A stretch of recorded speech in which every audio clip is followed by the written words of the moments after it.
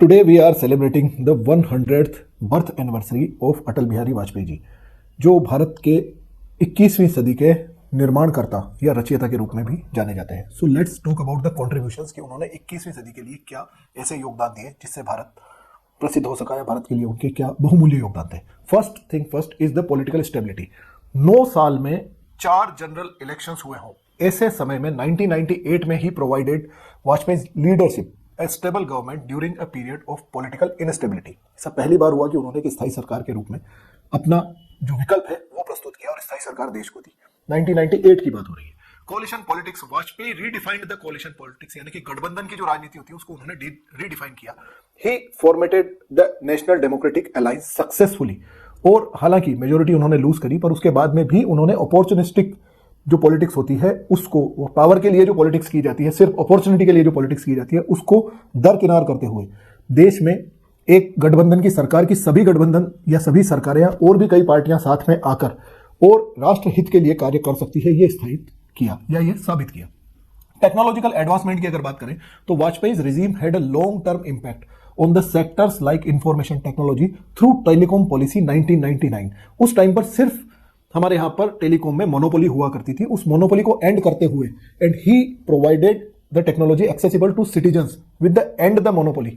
यानी कि अगर आप देखेंगे तो एयरटेल यानी कि सुनील भारती मित्तल इस बात को कई बार अपना उसमें एहसान मानते हैं कि वाजपेयी जी के कार्यकाल में जो 1999 में टेलीकॉम पॉलिसी आई, उसके बाद में जो प्राइवेट सेक्टर कंपनीज है टेलीकॉम में, वो सभी एक्सप्लोर कर सकी।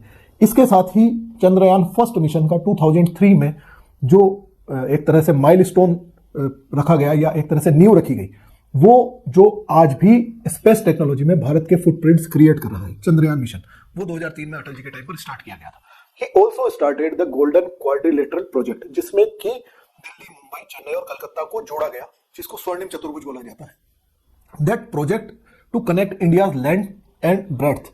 The GQ is one of the India's most important road projects and has been a key factor in the country's economic development। उसने सभी तरफ से देश की इकोनॉमी को और फास्टर ग्रोथ को रियलाइजेशन में हेल्प करी। सोशल वेलफेयर स्कीम्स की अगर बात की जाए तो he started many initiatives like Sarva Shiksha Abhiyan, जिसमें सभी को शिक्षा से जोड़ा गया, या गरीब बच्चों को और जो पिछड़े हुए बच्चे हैं उनको शिक्षा के लिए, रिमोट एरिया के बच्चे हैं उनको वहां से जोड़ा गया। इसके साथ ही ऑल्सो स्टार्टेड, जब भी आप किसी गांव में जाते होंगे तब आपने देखा होगा प्रधानमंत्री ग्राम सड़क योजना के तहत इतने इतने पैसे सैंक्शन हुए, इस साल में बनी। दैट प्रधानमंत्री ग्राम सड़क योजना मेड मॉडर्न जो मार्केट्स हैं उन सबको गांव के प्रोडक्शन के लिए एक्सेसिबल बनाया गया। It was started by the PM Vajpayee. Economic reforms की अगर बात करें तो what we started in the LPG liberalization, privatization reforms जो हमने किए थे 90s में, उनको एक्चुअल में हम एग्जीक्यूट कर पाए विद अ स्टेबल गवर्नमेंट। और स्टेबल गवर्नमेंट कब प्रोवाइड की गई? 1998 में, जो कि हम पहले भी बात कर चुके हैं।